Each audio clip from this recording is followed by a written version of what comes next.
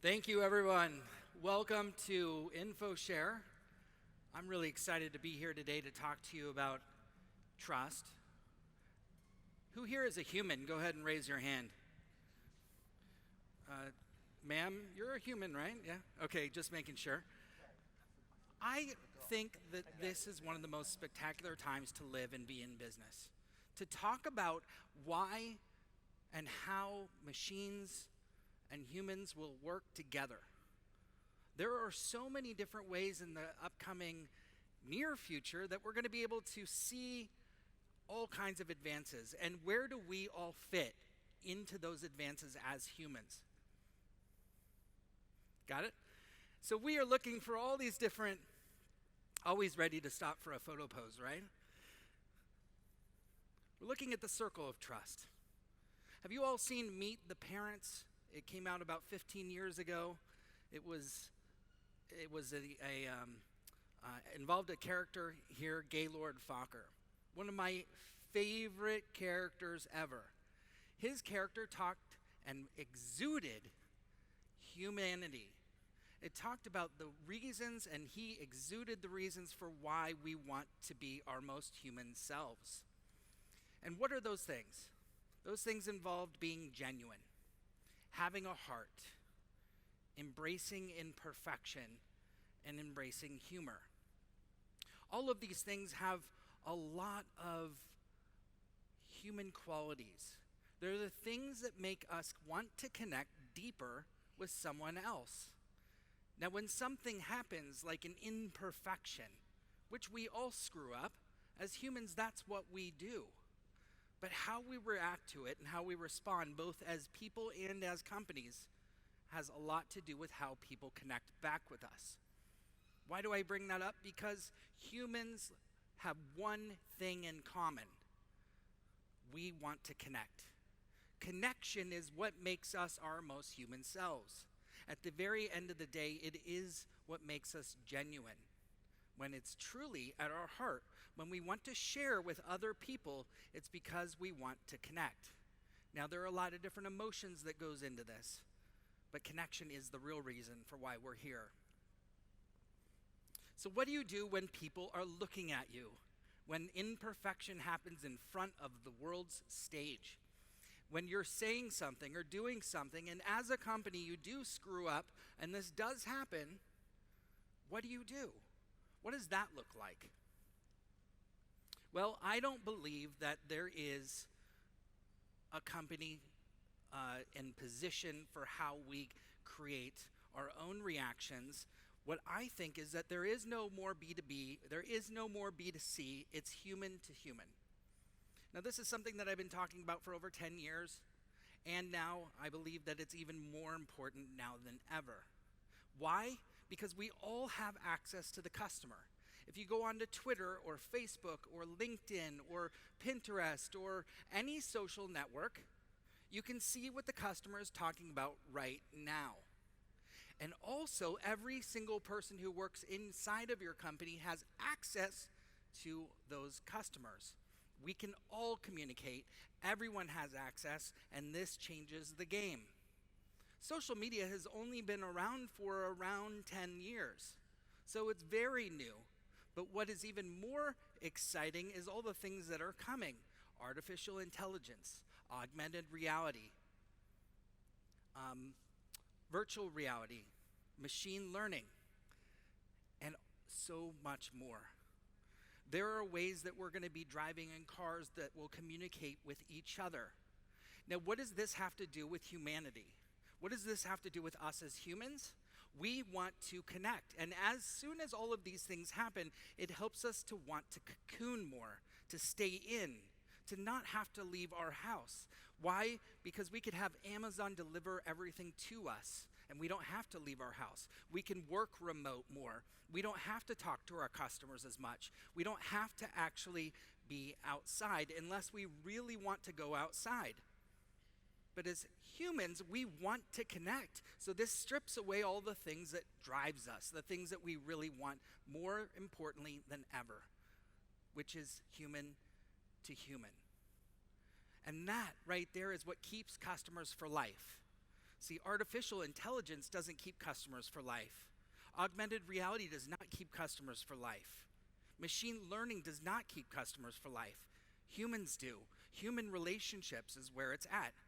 When was the last time you got a thank you note in your mailbox? Raise your hand, a handwritten thank you note. Oh, maybe like 1%, 2% of the audience. That's huge. Do you see the opportunity? If we all send thank you notes and handwritten notes, it will stand out because we don't receive anything in our mailboxes anymore. It's all email. Interesting, right? That we can go back and do the things that used to work and now they work better than ever. I love how Shauna was talking about this previously, about how trust is built and how it is at an all-time low. But there are three very intimate things that matter if you really want to stand out as the most human-driven company. The first pillar is simplicity. Who here knows of a company, just shout it out. What company embraces simplicity? Shout it out.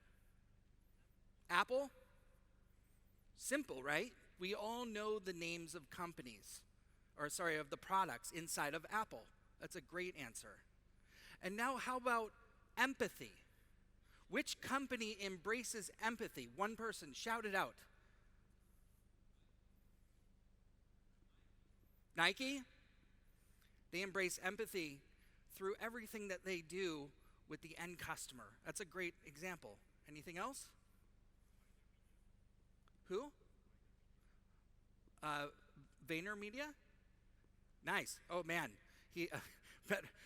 one of the most empathy-driven companies. I would agree with that.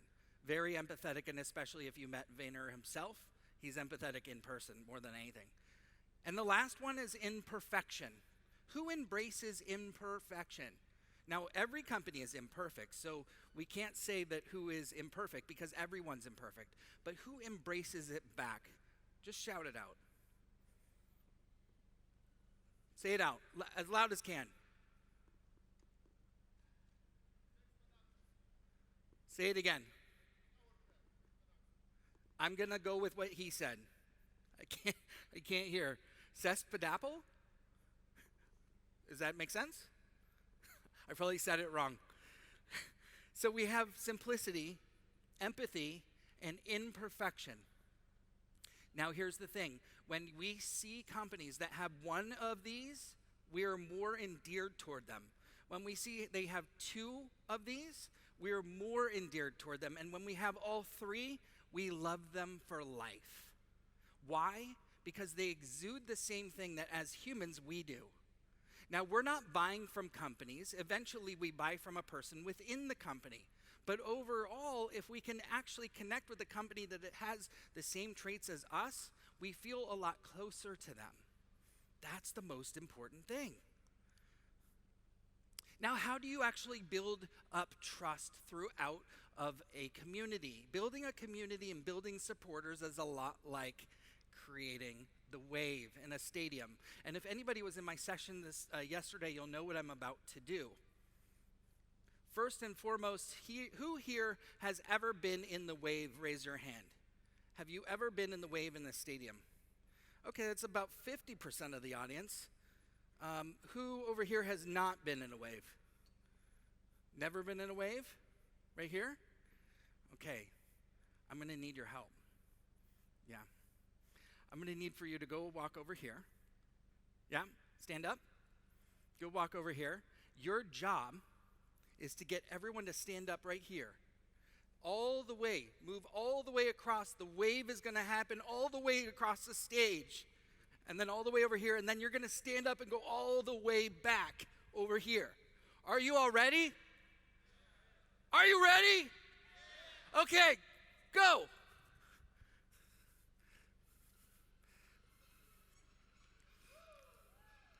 And go back.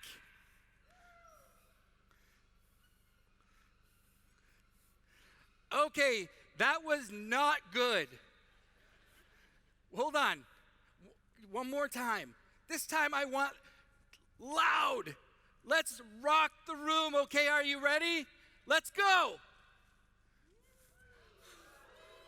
Woo! Back again. Yes. Did you feel it? Give yourselves a hand. Woo! Thank you. And I have a free book for you afterwards, so come see me afterwards, okay? The wave created a wave across the whole room, and you felt it. Can you imagine if your customers felt that same thing? See, it took one time for it to go all the way across the room and for you to actually go, if we do it one more time, we can do it a lot better. That's the same thing that we go through in companies. When the wave was first started by this man, by Crazy George in Oakland, California at the Oakland A's in 1982, it took him 2 years to get the wave to go in a stadium. It didn't happen overnight, and yet it's very easy. It's easy to stand up and sit down, but it took 2 years. Now, what's the difference? The difference is that this lady, it took one person for you all to follow, and she created a little group over here that trusted her, and that grew to a larger group, and then it grew to a larger group, and eventually the whole room. So it's a smaller community of trust that needs to be built. You don't go for the viral nature. Things aren't going to go viral just because you say so. I love it when people say, can this go viral? You start with a small community of influencers, of people that really believe in your product or your service, and from there you can grow anything. But this is what we're doing. This is what we're doing instead. We are expecting our customers to go through our funnel and our pipeline in this complex nature, this model right here, that isn't reality for what humans want. We're not being treated in a personalized, true nature of engagement and relationship that makes us actually feel the emotions of joy, surprise, anger, disgust, all the things that make us feel like we are actually, that they care. Instead, we treat them as a traffic source, and we bring them through an offer, a lead magnet, in through a tripwire, a core product, a profit maximizer, into the follow-up series, and then eventually we determine your market fit, and maybe you buy something from us. And if you do, we put you back through it again and again and again. How does that feel for you, to be treated that way? Not very good. I'll put words in your mouth. I don't like it. I want to feel. I want to be part of something bigger than myself. And I want to know you are too as the company. That's why I not only buy, that's why I stay. Now, if we were to take that model, that same model, and we were to break it down in just 3 things, then we can break it into these 3 things right here. Awareness. They don't know who you are, so you're going to make them aware. Omnipresence. You now know who they are as a customer. You know them, but you need to build trust. And by building trust, you need to put the right information in front of them so they can make an informed decision and grow the ability to fall in love with you. You have to put things in front of them that entertains them and builds story and creates that connection. And then put them into a place where they can have intimacy. This is H2H. This is where you actually create engagement, where you give them a way to talk with someone, and guess what? You actually reply back. I know it's this weird thing called communication and having an engaged conversation.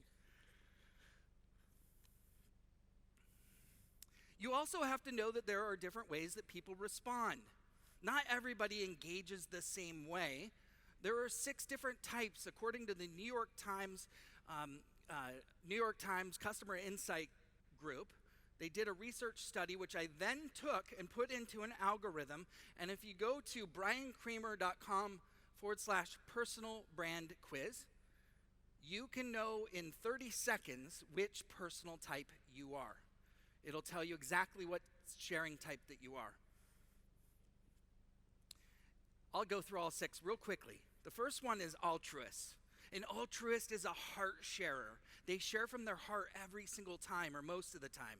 The second one is a careerist. The careerist loves thought leadership. They like to educate and entertain.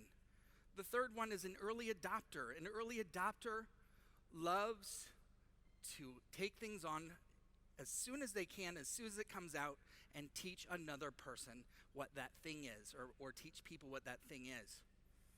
The next one is a boomerang. A boomerang likes to ask questions only to get a response so that they can ask again and create community. A community leader is a great position for this role. The next one is a connector. The connector likes to connect 2 or more people. And the last one is selective. And a selective is very private. They selectively communicate privately through messenger and email, one-to-one, or even picking up their phone and having a phone conversation. I know it's rare, but it happens. And that's what these people like to do. They'd rather be behind the scenes than in front. Now, when you go to ask somebody to share, remember these 6. Because if you ask somebody to share publicly something that they don't feel comfortable with because they're a selective, you're now asking them to do something that goes against who they are. So you have to really understand how different people share in order to divide up your content and your things so that it comes out authentically. So I want to leave with this one thing, that you can't escape change. There are different things that are coming. Like I said, AI, augmented reality, virtual reality, and all of these different things. They're going to be coming and helping us to work as humans and machines, not humans or machines. But we have to realize one thing, and that's that machines are here to stay, and how we work with them is up to us. How we build trust with humans on the other end is also up to us. If you can hold up your phones in the air, please do. Yeah? Okay? Now take your phone and unlock it. Put the code in and unlock your phone. Okay? Raise it up. Okay? Now pass your phone to the person next to you. Go ahead, to the right of you. Pass the person their phone. You can pass to him. You can pass to her. And everybody pass their phones. Yeah, pass. Pass, pass. All right? Now, for the next 30 seconds, you can do anything that you want. Go. I don't see you doing it. Go. You got 20 more seconds. How's it going out there? You having fun?